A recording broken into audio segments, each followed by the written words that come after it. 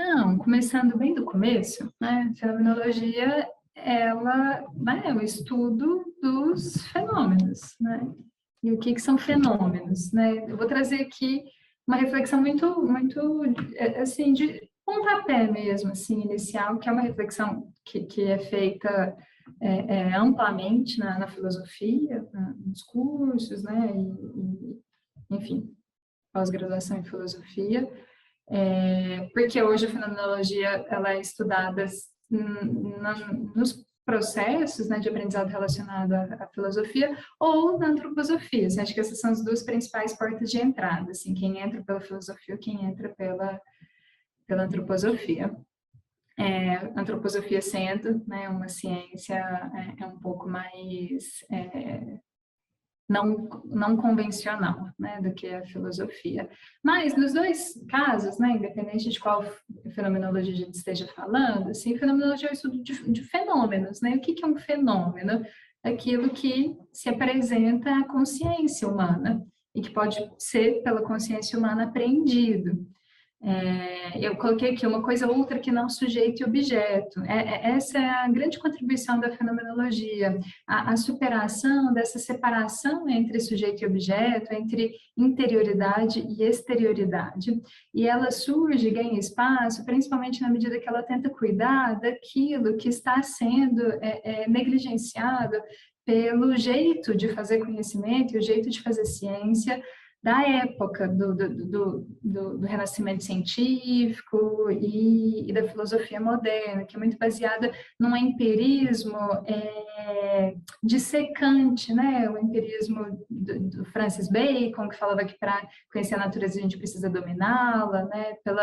Pelas leis determinísticas, né? Da física e da matemática, com Newton, pelo John Locke, pelo empirismo inglês, assim, onde se tinha, né, a perspectiva de que para compreender as coisas era preciso entrar no detalhe do detalhe, dissociando isso do seu meio, né, do seu entorno, né, levando isso para um ambiente onde a determinidade daquilo que está sendo observado, do objeto, fosse mais assimilável, né? Eu estou falando desse determinismo inglês, assim, como as bases, assim, de uma ciência mais dura, né, e dissecante, nesse sentido de possibilitar, de incentivar uma observação das coisas destituídas dos seus cenários vivos, porque a fenomenologia do Goethe, que a gente vai explorar aqui principalmente, ela é um contraponto fundamental em relação a isso. Inclusive, a gente chama a fenomenologia do Goethe de um empirismo delicado. Ele mesmo, na verdade, né, utilizou esses termos. Assim, a gente preserva algo do empirismo, que é essa reverência, né, ao que a gente consegue capturar, né, daquilo que é observado, mas não tão duro, né, um pouco mais delicado, e essa delicadeza tem a ver com o papel da subjetividade humana, né, da humanidade no processo do conhecimento. Então, quando a gente fala, né, que um fenômeno é aquilo que se apresenta à consciência, a gente está partindo do pressuposto de que precisa existir uma relação, né, nesse processo do conhecer, né, a relação entre aquilo que é visto, né, aquilo que se mostra, né, e essa consciência que observa, né, que apreende.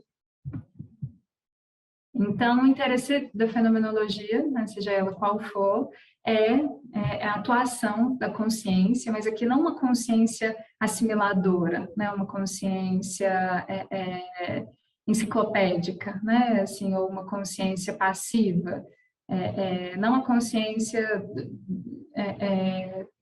clássica, assim, né, da filosofia kantiana, desse empirismo duro, mas uma consciência intencional, uma consciência que carrega algo da intencionalidade do sujeito, né? Na relação com que se apresenta ela, uma das máximas da fenomenologia, de um dos nomes importantes da fenomenologia moderna, que é o Husserl, ele fala que toda consciência é uma consciência né, uma consciência de algo. Não existe uma consciência que não é uma consciência que se faz na relação com, né, com algo. E aí, então, né, esse estudo fenomenológico está interessado, sobretudo, nos processos de percepção, né? Então, como que é esse processo de apreensão disso que se mostra, que se revela, né? De observação, como que observação eu destaquei aqui, né, no sentido de a tomada de consciência, né? Então, algo se apresenta, algo se mostra, algo se revela, a gente observa, eu usei observação como sinônimo de a gente toma consciência de que, né, isso existe, do que isso é, do que isso mostra, do que isso revela, e atribui sentido, significado, né, a esse processo, interpreta isso que é visto. Um jeito, né, mais simples de trazer isso seria o interesse nesse intervalo que existe entre a percepção e a cognição, entre aprender, né, algo que se mostra nessa relação, aprender o fenômeno que por si mesmo nunca está pronto, nunca está acabado, porque ele é a integração entre aquilo que se apresenta e este que observa, né, que faz sentido, que percebe. Então, o intervalo entre a percepção e esse processo de atribuição de sentido. E aí, o que é o X da questão? Que esse intervalo é quase que inexistente, né? A gente atribui sentido, assim, a nossa própria percepção é condicionada pelos sentidos já atribuídos às coisas, né? A gente já tem uma limitação própria no ver, né? A gente não vê exatamente as coisas, a gente não vê exatamente as coisas como se apresentam, até porque as coisas não se apresentam como elas mesmas, assim, né? No próprio gesto de ver, né, já tem muito dos nossos vícios, vieses, condicionamentos, enfim, né, dos nossos preconceitos, né, dos nossos juízos a priori. Então, as pessoas interessadas na fenomenologia, elas estão muito interessados em alargar esse espaço entre perceber, entre ser apresentado a algo, né, tomar consciência de algo, da existência de algo e atribuir sentido a isso, cuidando, né, dando uma ênfase especial ao processo de observação, para que essa observação aconteça honrando, né, a singularidade daquilo que se apresenta, ou daquilo que a gente tem interesse em conhecer, em investigar.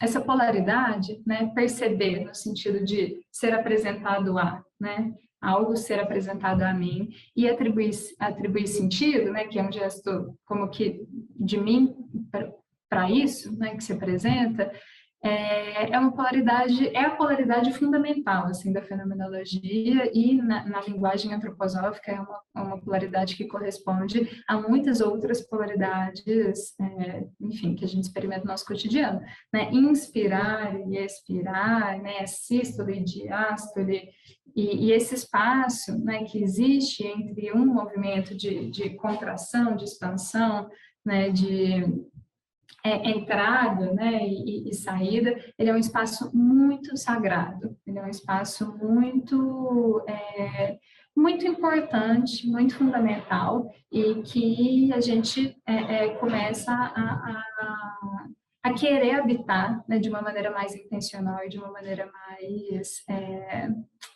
sofisticada, assim, na medida que a gente adentra, né, esse universo da fenomenologia. E aí, só para dar um contexto aqui para vocês, né, porque como eu falei, que a ideia é que a gente explore uma abordagem, né, que é a abordagem de Goethe, do Stein, né, e seria mais ou menos uma linha do tempo muito rudimentar, assim, né, da fenomenologia, dando ênfase um pouco nisso que eu falei, né, que é essa relação eu-mundo, essa separação sujeito e objeto, e a contracorrente, né, essa separação. Então, antes da Revolução Científica, né, a gente, essa relação eu-mundo era uma relação mais intrincada, né, entre o imanente e o transcendente, ela não era marcada assim, por essa dissolução e essa dissociação dualista. Né, isso acontece principalmente com a Revolução Científica, o Renascimento Científico, no século XVI aqui, no século XVI, ao século XVIII, vai adquirir sua forma mais rebuscada com Kant, com Newton, com Bacon, com Locke, e vai ser contrabalanceada, né, por essa fenomenologia que começa com Goethe, mas ainda não com esse nome, né? A gente diz que Goethe foi um fenomenólogo, talvez o avô assim, da fenomenologia, mas ele mesmo não atribuiu esses termos, né? Fenomenologia como filosofia, assim, ela nasce mesmo com Brentano, que foi professor do Steiner e do Husserl. O Husserl fundou, ele é considerado o pai da fenomenologia no contexto filosófico, e aí o Steiner, né, seguindo uma linhagem mais direta com Goethe, incorporando a perspectiva fenomenológica de Goethe numa ciência espiritual, né, num contexto um tanto diferente do que Husserl trabalhava. E aí, enfim, aí a expressão contemporânea da fenomenologia mais, né, interessante, mais relevante, né, de Heidegger. Então, Husserl e Heidegger são os filósofos modernos assim mais lidos, né, e que trazem contribuições que são muito próximas à fenomenologia de Goethe, mas a fenomenologia de Goethe e de Steiner tem um linguajar, assim, um gostinho um pouco diferente, por estar fora, né, do cânone, assim, da ciência, e, enfim, trazerem elementos um pouco menos condicionados, assim, pelas ciências acadêmicas. A gente vai ver um pouco desse gostinho aqui. Então, aqui só algumas referências, né, dessa linhagem, então, que vem do Goethe, né, passa pelo Steiner, um grande contribuidor aí para a fenomenologia de Goethe foi o Henri Berthoff, ele trabalhava muito com a noção de integralidade, e aí eu coloquei aqui o Alan Kaplan, que é uma pessoa que está interessada nesse olhar, né, fenomenológico, sobretudo nos processos sociais, de desenvolvimento social, de facilitação. Enfim. E aí, né, a grande especificidade, eu acho que a fenomenologia do Steiner e do Goethe, a fenomenologia do Steiner recuperada, a fenomenologia do Goethe recuperada pela fenomenologia do Steiner, é o papel, né, da fenomenologia no desenvolvimento humano, né? O Steiner, ele foi um estudioso de Goethe. O Steiner como que fez ele foi uma espécie de bolsista, assim, que ficou responsável por estudar os estudos científicos de Goethe, organizar esses estudos. O Goethe, ele foi uma pessoa que desempenhou múltiplos papéis, né, enfim, no contexto de vida dele ali, né, do século XVIII. Ele foi muito reconhecido como romancista, dramaturgo, pela contribuição artística dele, mas ele foi um naturalista, né, um cientista natural, cuja ciência era uma ciência de vanguarda, assim, para a época, né, uma ciência um tanto contracultural, né, o modo de fazer ciência dele, na época em que ele viveu, não era um modo convencional, e ele foi reconhecido como cientista muito tempo depois, inclusive por conta da contribuição do Steiner de organizar os escritos científicos de Goethe.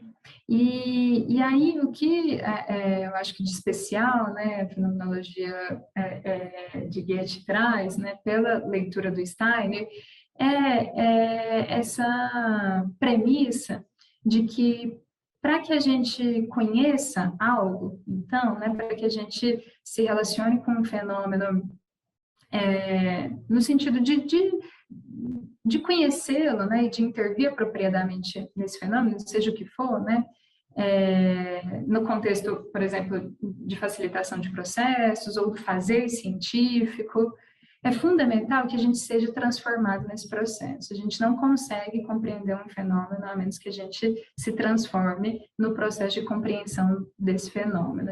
Algo precisa ser metamorfoseado em nós. Por quê? O Goethe tem essa frase: se a gente quer compreender a natureza, se a gente quer ter uma abordagem adequada para compreender a natureza, a gente precisa se tornar tão vivo, flexível e dinâmico quanto ela é. Então, e aí essa foi a grande contribuição, uma das grandes descobertas do Goethe, ele compreendeu que os processos vivos, né, as formas de vida, elas atravessam um processo de metamorfose, de mudança de forma. Isso para a época, pensa, uma época onde, né, a física, assim, a física newtoniana estava se revelando, né, nesse sentido da determinidade, né, dos processos da natureza. Imagina o quão contracultural, né, era esse paradigma de dar ênfase na mudança de forma das coisas, né, dos processos fluentes, né, vivos, nas dinâmicas complexas, né, de processos e sistemas vivos. Inclusive é dele essa palavra, metamorfose é uma palavra que Goethe cunhou, assim. Então é isso, se tudo que com que a gente se relaciona, né, apresenta as características de um mundo vivo, se a gente quer conhecer, né, isso que é vivo, se a gente quer conhecer esse mundo que é vivo, a gente precisa se tornar tão vivo quanto ele, e uma marca, então, né, desses fenômenos viventes, dos seres viventes, é essa mudança de forma. A gente precisa viver uma mudança de forma na nossa forma de pensar, de aprender, de perceber, de fazer sentido, para que a gente consiga compreender os fenômenos que são observados. E aí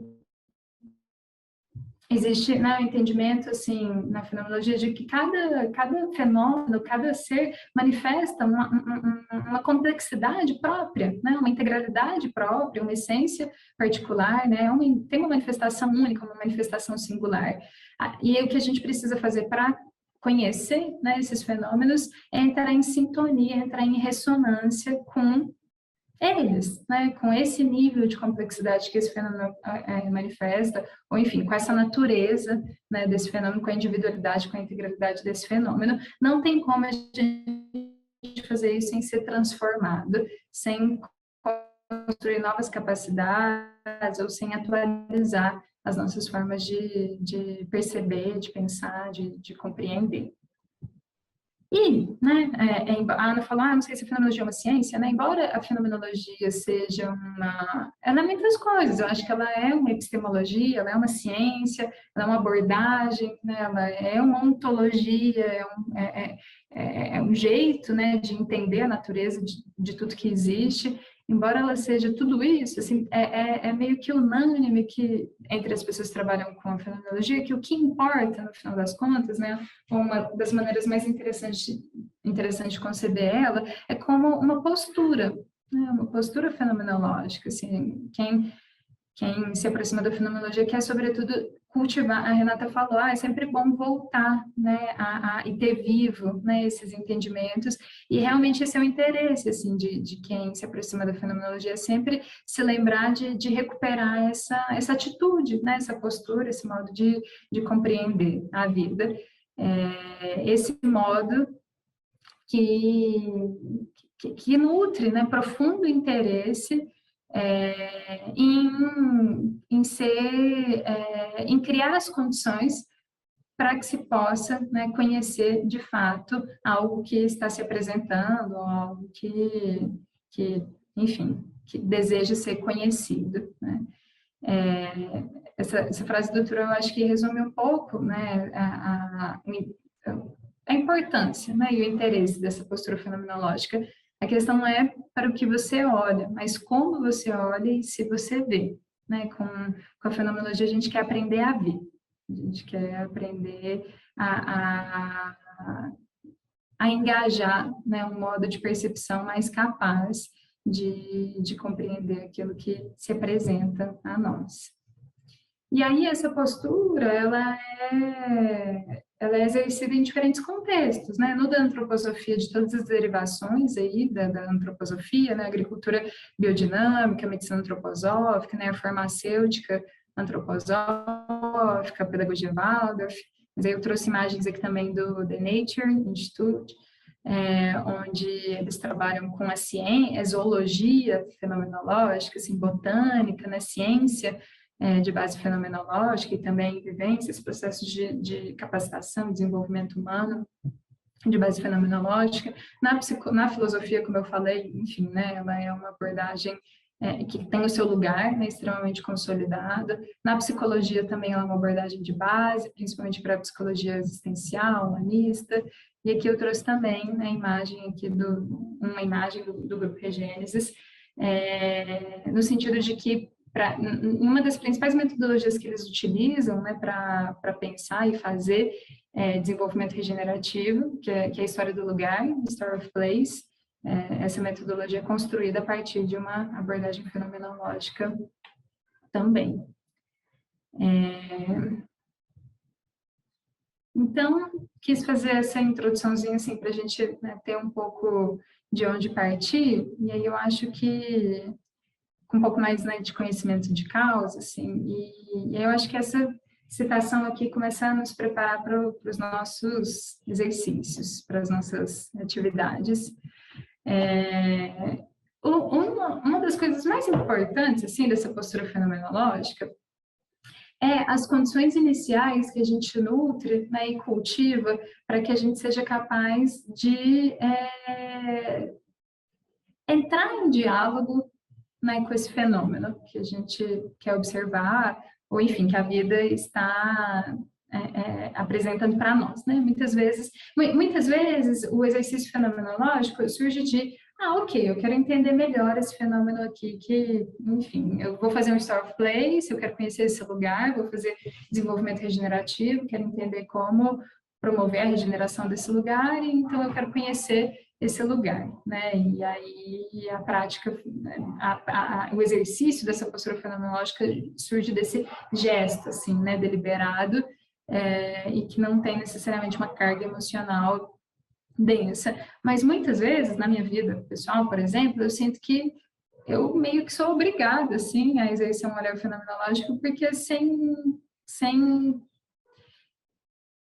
engajar esse olhar diante de alguns fenômenos que acontecem na minha vida, eu fico desorientada, assim, né? O tempo todo na nossa vida acontecem coisas, né? Coisas que trazem maravilhamento, coisas que trazem um desespero, um desconcerto, né? Independente de qual seja a situação, né? Seja uma situação profissional, pessoal, quando a gente começa a se engajar com o fenômeno, às vezes um pouco mais deliberadamente, às vezes um pouco menos deliberadamente, né, um pouco mais forçosamente. Existem algumas condições iniciais que é interessante que a gente cultive para que a gente